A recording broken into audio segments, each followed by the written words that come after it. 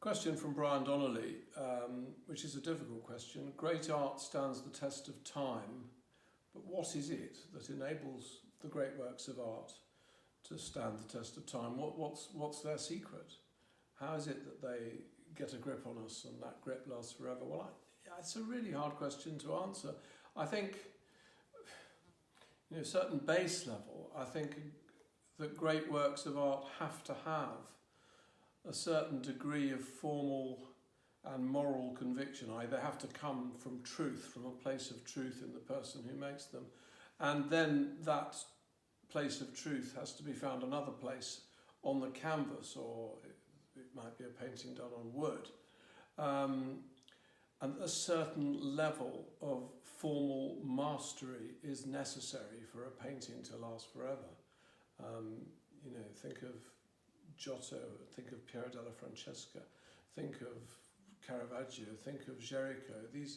The great masterpieces by those artists, they have this tremendous, astonishing certainty about them as objects. They're unquestionable. There's nothing in them that you could look at and you think, oh, that should have been done this way or that way.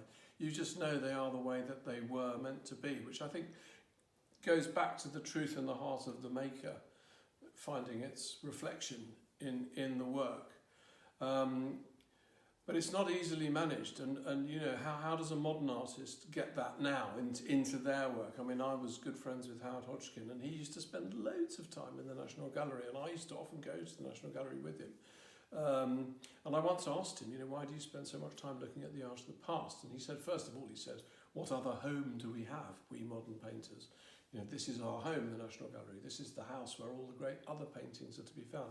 But he also said that what he was searching for in his work was to find a way of making his objects, because paintings are things, they are objects, making his objects have the same conviction as these other objects, that have stood the test of time because they're in the National Gallery. So he was looking at them as objects to see what their secrets were, and to sort of find a way to get that focus, that density, that concentration into his own objects. And I think that's a great challenge for many contemporary artists, because they don't live among such solid images as Howard did when he was in the National Gallery. They live mostly, like all of us, among the fleeting, transient images on our phones, or this sort of ceaseless snowstorm or blizzard of images that floats through our lives.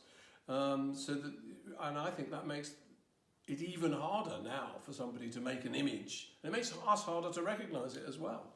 It makes it harder for us to recognise it as well, because we're so bombarded by so many images that how will we know when a great image, one that will stand the test of time, comes upon us? How do we know we won't just flick to the next one on our screen?